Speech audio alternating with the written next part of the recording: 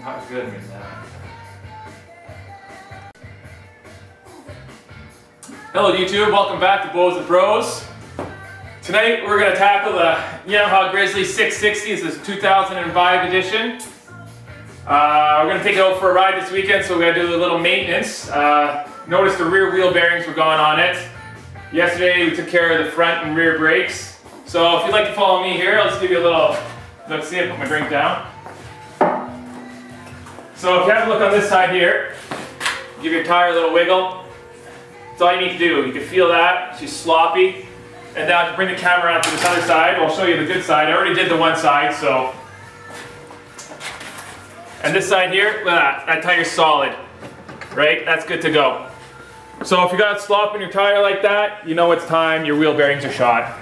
Just like that. All right, tools we're gonna need. We're gonna need 17 mil wrench, 14 mil wrench, 27 mil socket, hammer, impact, some heat, punch, grease, obviously wheel bearings. So let's just jump right into it. Let me grab my bike here. First things first, we're going to buzz off the tire.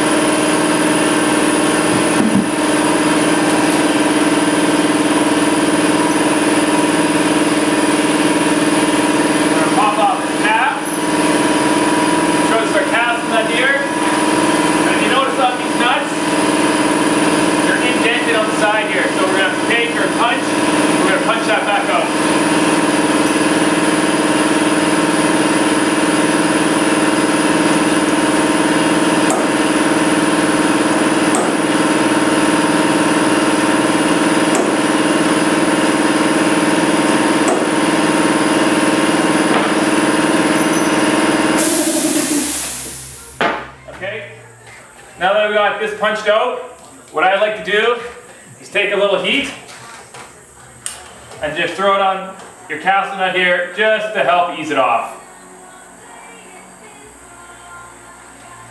If you don't have an impact gun, you can use a breaker bar with a snipe on it, which will work, but I find just a little bit of heat and hit it with the impact. And she pops right off.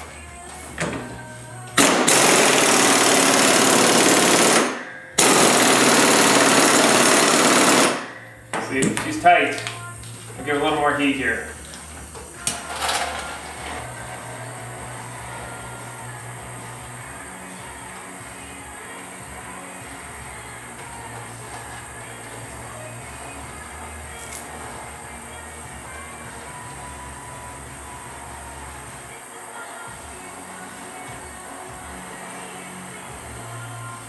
Sometimes, if you don't have enough air for your gun and you don't have enough jam, they do have electric impacts, which work fabulous for this sort of situation, for the at-home guy.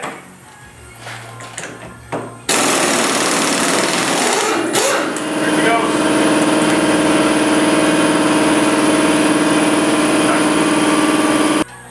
All right, now that we have our castle nut off, we can just slide this off here. That comes off. Watch your splines, you don't want to screw those up.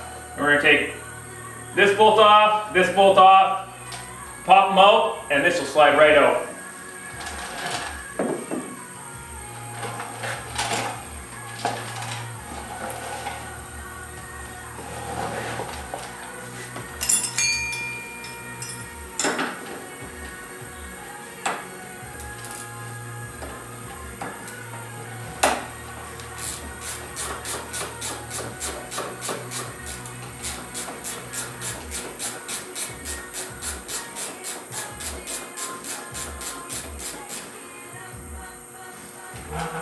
One.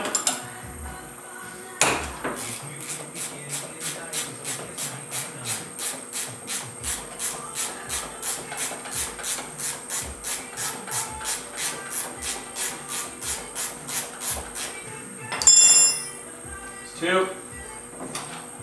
It's one bolt.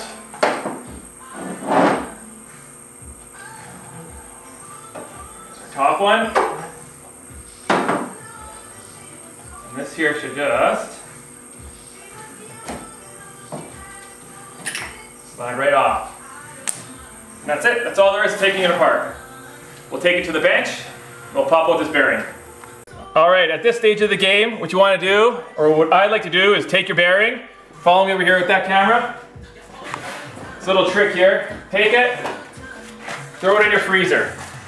That'll shrink it. Got a little packed it in little there partridge with your deer meat. Deer meat partridge, you got it. It's our a little bit of our game from last year. Okay. So then you're gonna take a pair of snap ring pliers, and there's a snap ring on this one side. So I'll just hook that on there. Always cover the snap ring because they do tend to go flying. Just squeeze it in gently, pop it out. There you go, that's done. All right, we'll spin that over. So that's the end you're going to want to hammer out here. So we'll spin it, drop it down on here. Set something else so you could tap your bearing out there. We'll move that out of the way. What I like to do is get a socket, drop it on there, and what you can do is what we'll do is grab a little heat and just heat this up a bit, and it'll make it easier to drop your bearing out.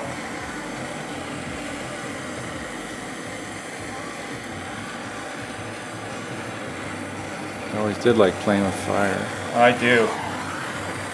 Okay, not too much, just enough to take the chill out. Try not to burn the wood. And then we'll just give it a few good whacks. And she should start to come out.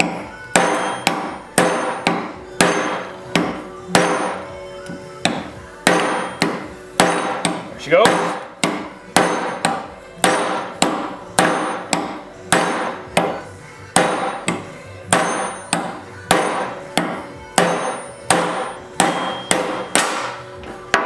That's it. Your bearing is out. So now you can just clean this part up. I like to use a little bit of brake clean. And we'll clean this up and then we'll be back. Not too bad.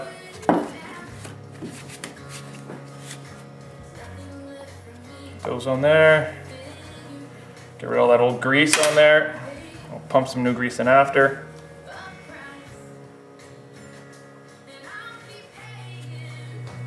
What kind of music is this? It's very depressing.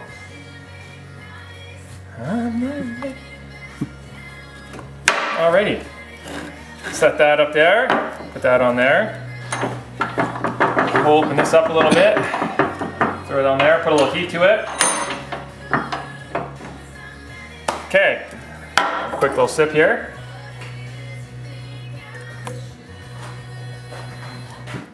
Last time we had a project, we were doing deer, and it lasted about 20 minutes before my brother took a wood saw across the back of my hand and sent me to the hospital. Right there, stitches all night at the hospital after we shot a nice deer last year. Boy, let me tell you, it wasn't a fun evening. So tonight, things are going smooth. All right, let's put a little heat onto this. Still whining about your hand. Still whining. Still hurts. Got off lucky. That's all right. Call that brotherly love. Shouldn't drink whiskey while you're working. It's for my nerves. And when I'm working with you, I need to. Whatever you do, don't direct the heat in one spot constantly. Keep it moving around. You don't want to put any burn marks in here. You just want to take the chill out of it, let it expand just a little bit.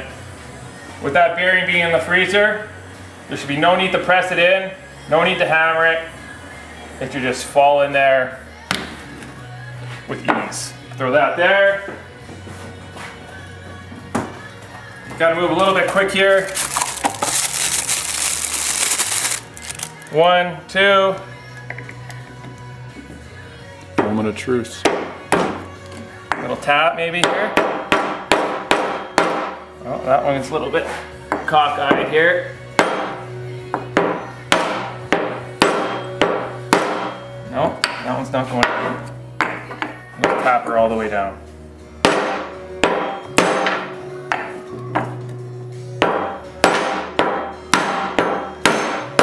There she goes.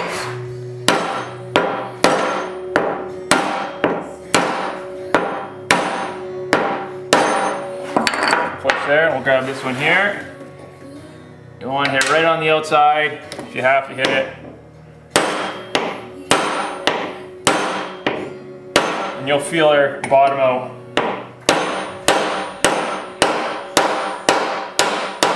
That's solid. She's in there. Done. No need to press it in. She goes in pretty easy if you heat it up. Take the snap ring. Cover it up. Drop it on. Push it in. Have a look. She's in all the way around. Not sure, just give it a little push. And that's it. Bearings in. Now we just got to reassemble it. Okay, just before we put this back together, I just want to show you guys. Back here, this is the back brake. This is the disc for it. There's not too many videos out there showing you how to do the back disc. Very easy. There's just one bolt right here.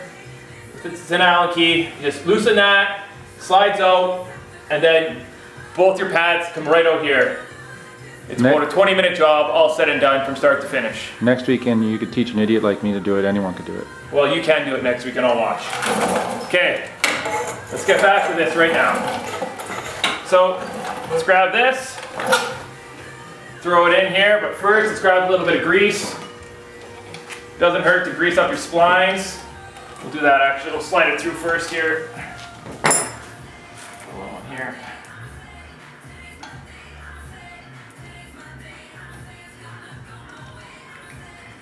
Slide that through.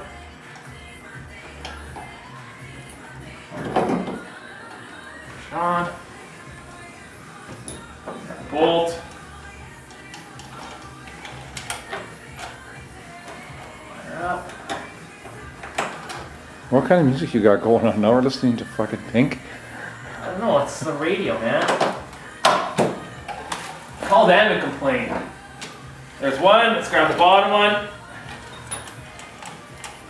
Shove that in there, push that in. This one here is a little,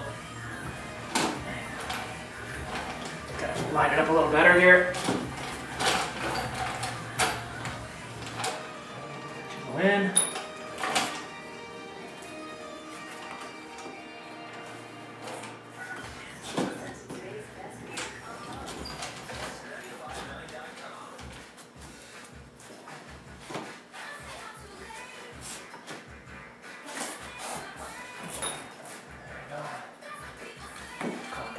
There we go, that's a little better. Drop right in. That one there. Piece of cake. Put the bolts on, throw the tire on, and you're done. Let's do this. Put some grease on the spline. Throw the hub back on. Tighten these up. Not nearly as difficult as the front. The front is a whole other situation. And it's a lot more involved.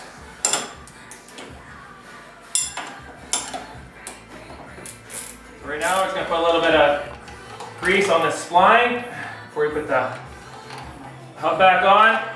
There. Slide that on there. That goes like that.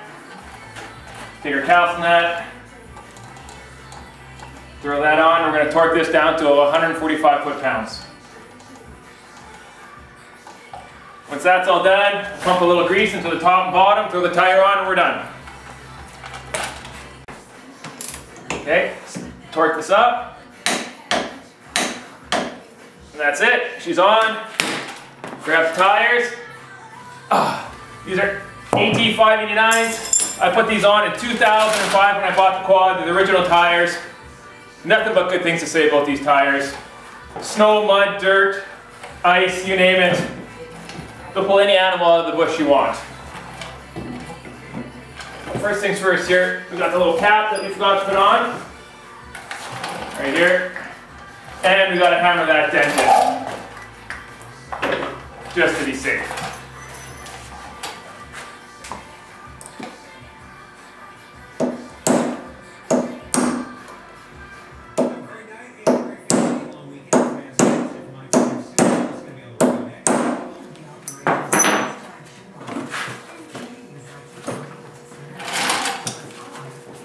Shot of grease.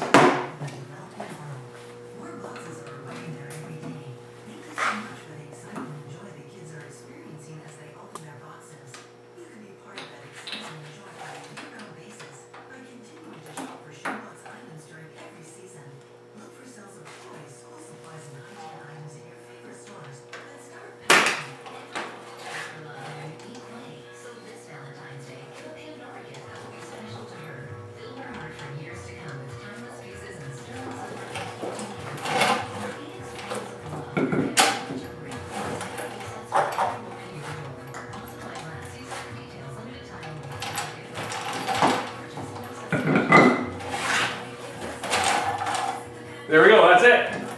That'll save yourself a couple $100 at the dealer. Easy job if you got a little bit of mechanical knowledge.